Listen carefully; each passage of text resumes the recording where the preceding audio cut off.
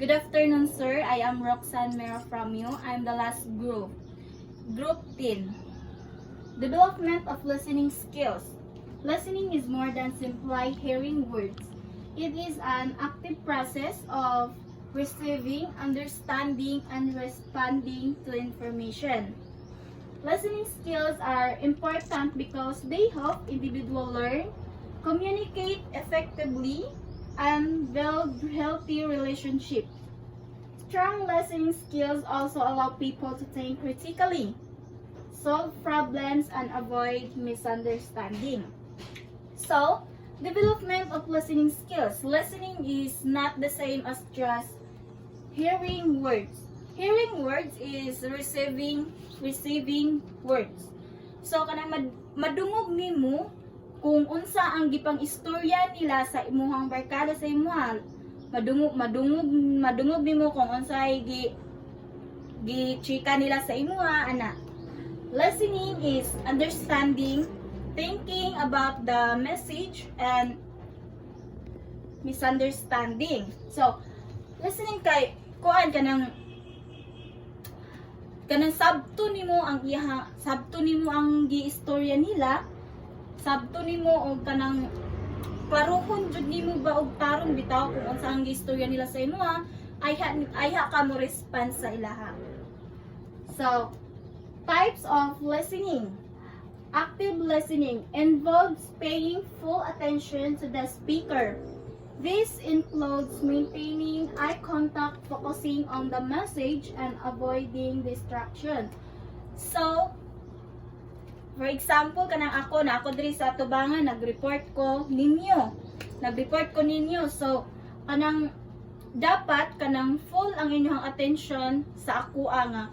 Maminaw mo sa akuha, dili mo magpa-distract sa gawas, sa kasaba sa gawas kay syempre saba man jud ang gawas kay kanang daghan kay mga estudyante.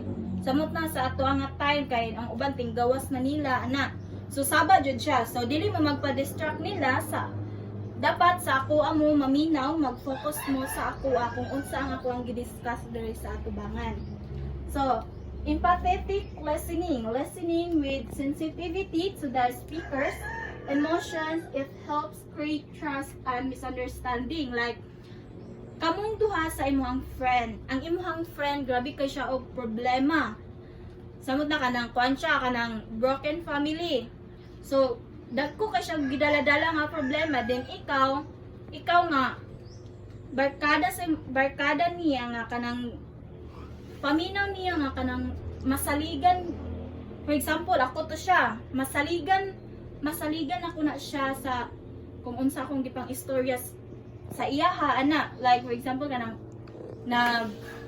nag-open ko o kanang problem sa iyaha ana, mano ko friend kanang ikaw ray makabalo sa akong mga problema ana, unta masaligan tika ana, kanang mo siya din. So ikaw naman nga barkada niya, kanang sabto nimo siya o kanang i-respect nimo kung unsa ang iyahang mga problema nga gisaad niya sa imuha nga kanang masaligan kaniya. So respect nimo na ang iyang decision. Critically listening, analyzing and evaluating the message. This skills is used when forming opinions or making decisions. So like for example atong sa Davao, di ba ang kanang manglantaw tawag sa mga balita ana, o di ba ang katong sa Davao kay nakuanan to sila kanang nangalunupan, grabe kayo ang mga sakyanan, mga balay nangaguba kay gipang sulod og tubig, then nagsigalinog. So ang ato apong president nag-decision pud siya og nga iya harapong decision guro na nga kanang mutabang kanoy siya og hinabang sa mga tao didto sa Cebu. Sa Cebu dayto siya. Mutabang siya og hinabang sa Cebu, pero ang hinabang po niya, naingon po og nang graduate kay mura po gi-congratulate dito sa tunga kay gitawag og isa-isa nang gipaso. So dili po to maayo ang iyang gibuhat. Like for example, nanguhan po siya na maligya siya og bugas. Dapat ihatag na lang unta to niya. Iya pa jud gipapresyohan og tag 20 ang kilo. So may pa di ay ang kuan kanang dili jud tumaw pod ang iyang desisyon kanang dapat kay president man siya sa tibuok natong bansa. Di mukha siya kanang mutabang jud siya kanang pakatotoo lang po siya ba ana. May pa mga vlogger niya no. So appreciative listening for enjoyment such as music, storytelling or poetry. So parihagod nato nga kita rin habilin sa tumbalay din. Gusto ta lang hinlo, di ba kanang kung kita ray sa ato then di biya ta makabuhat og kanang kuan dapat na kung naay music need pa ta nga magpa-music aron mas dali ba ang ato ang hinloon bitaw dali ra mahuman kay mas malingaw man ka bisag ikaw ra isa sa inyo malingaw makag paminaw sa music then say magkanta-kanta pa ka ana mas bibo biya kung naay music samtang nagtrabaho ka sa inyong balay. Then stage of the listening process. The process of listening happens step by step. So there are 5 stages of the listening process. Hearing, understanding, remembering, evaluating, and responding. So hearing is receiving sound through the ears. So for example, nagchika na imo ang mga friend diha. So kanang madungog nimo ang gipang istorya nila, pinaagi sa imuhang dunggan, madunggan nimo sila. So understanding, interpreting the meaning of the words. So kanang for example, si sir nag-discuss diri si sir sa atubangan. So kanang ikaw kanang dapat mag-focus ka og taman kanang pananglitan ako mag-focus kung taman ni sir kay for example kanang pananglitan kana ang gi-discuss ni sir wala ka kabalo kung unsa na siya pagbuhat or hinginana. For example nagpakuan si sir nagpa-quiz si sir din mo kuan siya kanang i-guide pa ta niya daan ba kung unsaon na siya pagbuhat hinginana. So ako pod kay kuan kanang maminaw ko ni sir kanang para sa iyang mga kanang kuan niya kanang sa iyang sayang gipahibalo sa to adin para makaingon ka nga hingon anaon di ay siya pagbot. So nakabalo na ko hingon anaon di ay siya. So remembering, storing the information and memory. Like last week naamoy assignment last week then ning chat imong friends sa imo nga uy, day ka nang nana kay assignment, nakabuhat na kag-assignment, makain kang, nabali tayo assignment nga, wala lagi ko kabaluan na. Then, siya naaman tayo assignment, wala makagawa ng eskwela itong last week, nana. Then, hunahunaon ni mo tama na kay, ikaw naman nga, silimtanon, so, dali na kay ka malimot, then, yun na, awpod day, na-adjudate tayo assignment, katong, kuan ni sir, katong ipabuhat ni sir, nga katong sa iyahang, kung maglantaw taog video nana kay ikuan uralon tag isa-isa halaw katuman di ay to na. So nahuna-hunaan na nimo siya. Then evaluating, judging or analyzing the message. So kanang while kanang nakay kontra sa school then ang imong friend nalabayan nila nga gichikahan kanila. Then wala man ka nadunggan lang sa imong friend nga kanang giistoryahan kanila, gilibak kanila din. Pero wala siya kakalap og kanang mga istorya bitaw nga kung unsa gyud ang sinugdanan nga istorya nila na. Dayon kanang ning report siya sa imuha ning ana din siya sa mga friend gitabian biya kanila dito sa kuan ay dito sa pathway. Itabian kanila to nagsisag katawa-katawa ana din.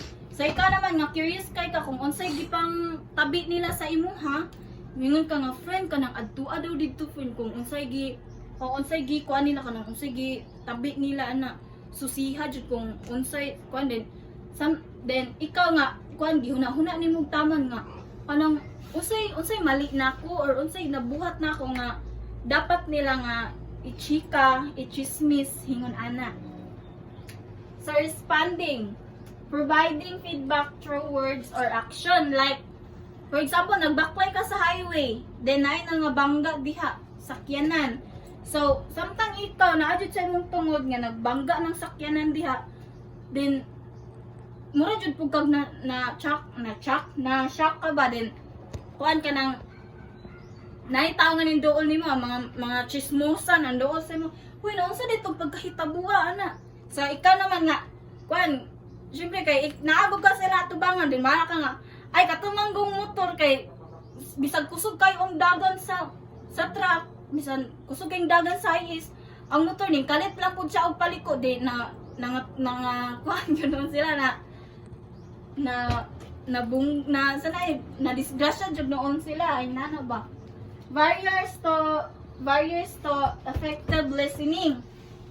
Physical distraction, noise, gadgets, uncomfortable environment. So, while ang maestra diri nag-discuss sa atubangan, nag-discuss, dili ka concentrate,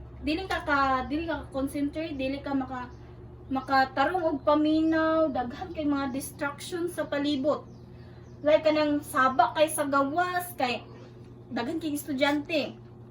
Sabak kay sa gawas, ang imuhang friend sa imuhang friend na sa tapad nimo kahig-kahig sa cellphone, nagsigig lantaw og kanang mukbang, mga hingon-ana, ga-open sa TikTok, nagsigig lantaw sa mga vlog, hingon-ana. So, kanang maglibog ka sa imuhang utok kung kuan kanang dili masulod ang gidiscuss sa maestra sa imuha kay naglibog ka kay daghan kayo ang mga noises sa palibot.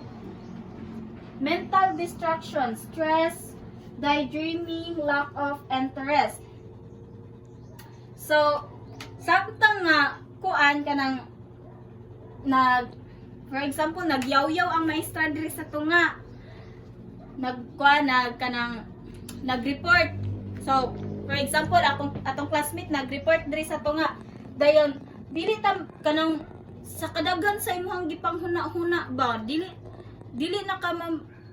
wala na lesson nga mosulod sa imong utok. Bisan unsaon nimo focus sa iyaha, maminaw ka, dili na mo sulod kay tungod ang nasa imong huna-huna, dili ang lesson sa ga-report diri sa atubangan. Ang na-jud pirmi sa imong huna ang kanang mga problema nimo, ang mga unsaon nimo pagsulbad, ang for example kanang daghan kang baryonon sa eskwelahan kay syempre ting exam na ana. Then napakay baryonon sa boarding house ana.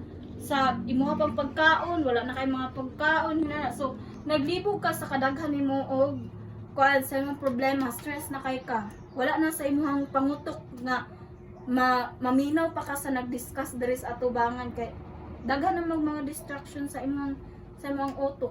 Wala na diri sa eskwela na dito sa gawa sa imong mga problems ingon ana. Emotional barriers, biases, anger and assumption. So like for example kanang sa imong classmate kaaway mong duha. So imong classmate na ning report diri sa atubangan. Imong classmate na ning report diri sa atubangan. So ikaw nga kaaway mong duha, samtang imong classmate diri nagyawya na nag-report siya diri sa atubangan, ikaw dili jud ka maminaw niya. Kay kaaway man da bali ang imong sus nganong maminaw man kuanan niya nga dili mo ko ganahan anak niya nganong ganun paminawon man ako na siya, bahala na siya, oy kung unsay na gipangyaw-yaw nila, bahala na siya, yung nana. Kay kontrapartido man mga pag-estudyante. Dayon, language barriers, unfamiliar vocabulary or accent.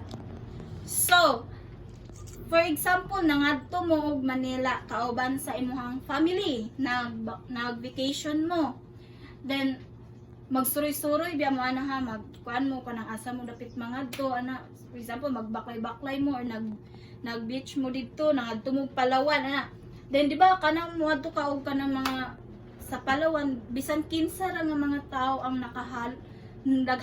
nakahalo dito ba na mga Pinoy, na mga tagalaing nasod, mga hingon ana. So kanang nayo sa katawo nga ninduol sa imuha nga gipangutana kaniya. Pero ikaw kay wala ka kasabot kay unsa man to ang iyang kuan kanang say language ato nila unsa to mga inistoryahan nila ingon ana ba wa ko kasabot ingon ana pero familiar na ko yang gikuan or ning ana ba to siya sa imo og hi pero pero kay Bisaya ra man ta or ana taga Mindanao ra man ta, so dili wala ko kasabot unsa to yang istorya, basi ninghay ba to siya, pero murag pamilya lang yang istorya, pero wala na ko nasabtan ba kay ambot kung unsa to, kay kuan man kanang taga Korea man ata to, kay lain man og inistoryahan, di man masabtan hinana. Dayon mara ta ako sir, and kuan ko sir kanang first ko nga reporter sa among grupo sir, dinapay duha, si Gonzales og si Ramos. So bye sir.